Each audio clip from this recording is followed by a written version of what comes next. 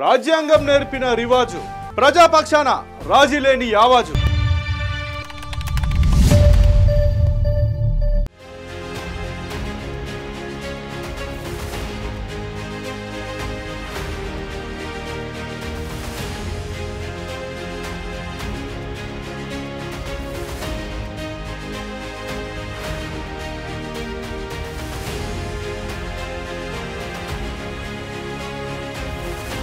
America సంయుక్త రాష్ట్రాలు అంటే United states of America USA. సామాన్యంగా పిలిచే పేరు అమెరికా. ఉత్తర అమెరికా ఖండంలో అట్లాంటిక్ మహాసముద్రం నుండి పసిఫిక్ మహాసముద్రం వరకు విస్తరించున్న దేశం. దీనికి ఉత్తరాన కెనడా, దక్షిణాన మెక్సికో దేశాలతో భూ సరిహద్దు, అలాస్కా వద్ద రష్యాతో సముద్ర సరిహద్దు ఉంది. అమెరికా 50 రాష్ట్రాల గణతంత్ర సమాఖ్య. సంయుక్త రాష్ట్రాల రాజధాని వాషింగ్టన్ డీసీ. అలాంటి దేశానికి రెండోసారి బాధ్యతలు చేపట్టబోతున్నారు ట్రంప్. ఈ నేపథ్యంలో అమెరికా అధ్యక్షుడిగా ట్రంప్కు ఎంత జీతం వస్తుంది చూద్దాం.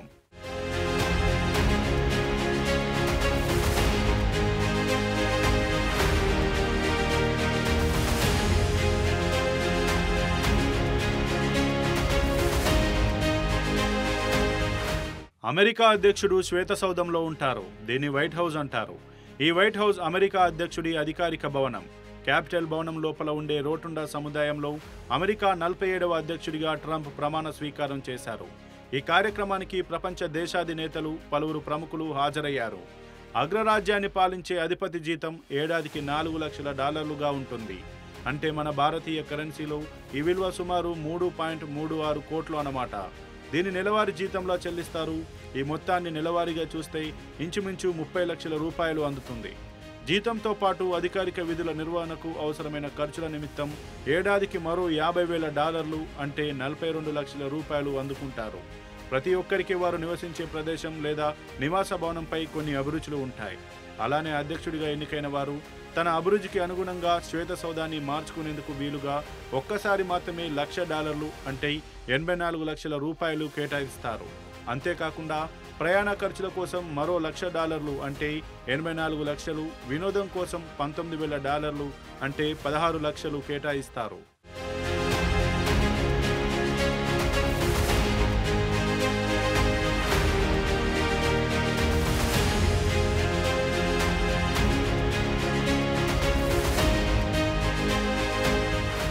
అమెరికా తొలి అధ్యక్షుడు జార్జ్ వాషింగ్టన్ జీతం $2,000 ఉండేది.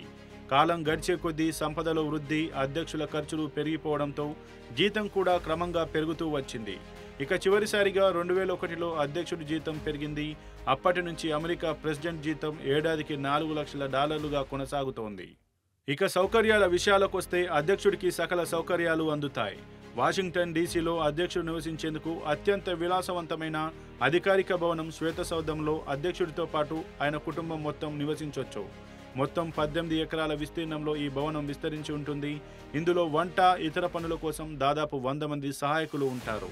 ఇక అధ్యక్షుడికి భోజనాలు తయారు చేసేందుకు ప్రపంచంలోనే టాప్ షెఫ్లు ఉంటారు. శ్వేతసౌధంతో పాటు బ్లెయిర్ హౌస్ అనే అతిథి గృహం కూడా ఉంటుంది. ఇది శ్వేతసౌధం కంటే చాలా పెద్దది. ఇందులో ఏకంగా 119 గదులు, అతిథుల కోసం 20 బెడ్రూమ్లు, 35 బాత్రూమ్లు, 4 డైనింగ్ హాల్స్, జిమ్, సెలూన్ వంటి అత్యాధునిక సౌకర్యాలు ఉంటాయి. క్యాంప్ డేవిడ్ అనే పర్వత విడిది కేంద్రం కూడా ఉంటుంది. దీన్ని ఎక్కువగా దౌత్యపరమైన చర్చల కోసం వినియోగిస్తుంటారు.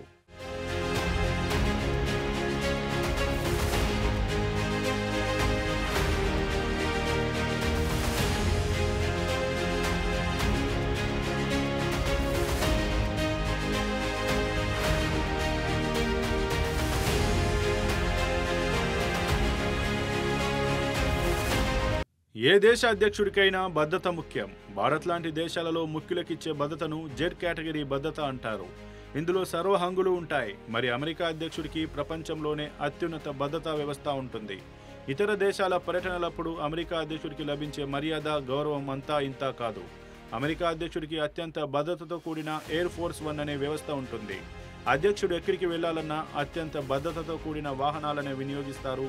అధ్యక్షుడికి అత్యంత విలాసవంతమైన, ప్రపంచంలోనే అత్యున్నత భద్రతతో కూడిన ఎయిర్ ఫోర్స్ 1 విమానం, మెరైన్ 1 హెలికాప్టర్ కూడా ఉంటుంది. ఈ హెలికాప్టర్ భారీ పేలులను కూడా తట్టుకోగలదు. ఇలాంటివి అధ్యక్షుడికి 5 ఉంటాయి. ఇక ప్రపంచంలోనే అత్యంత భద్రమైన బీస్ట్ కారులో అధ్యక్షుడు ప్రయాణిస్తుంటారు. ఇతర దేశాలకు వెళ్ళినా సరే ఈ కారునే అధ్యక్షుడి వెంట తీసుకెళ్తుంటారు. అధ్యక్షుడితో పాటు ఆయన కుటుంబ సభ్యులకు ప్రపంచంలోనే అత్యుత్తమ వైద్య సేవలు ఉచితంగా అందుతాయి. ఇక అధ్యక్షుడిగా పదవీ విరమణ తర్వాత కూడా అనేక ప్రయోజనాలు పొందుతారు. మాజీ అధ్యక్షుడికి ఏడాదికి $2.30 లక్షల పెన్షన్ అందుతుంది. అంటే మన భారత కరెన్సీ ప్రకారం 1.93 కోట్లన్నమాట. ప్రయాణ భత్యాలు, కోరుకున్న చోట నివాసం, సిబ్బంది వంటి సదుపాయాలు కూడా అందిస్తారు.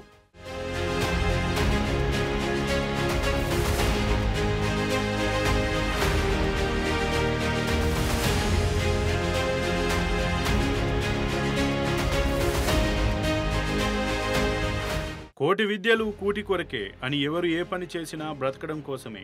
బ్రతకాలంటే వేతనం ఉండాలి, అంటే సంపాదించాలి. సగటు ఉద్యోగి జీతం ఎంత అంటే కూసింత అటో ఇటో చెప్పేస్తాం. కానీ ప్రపంచ దేశాలను శాసించగల అమెరికా అధ్యక్షుల వారి జీతం, అధ్యక్షుడైతే వచ్చే హోదా, ఎలాంటి సౌకర్యాలు లభిస్తాయి కదా, కమామీషు తెలుసుకుందాం.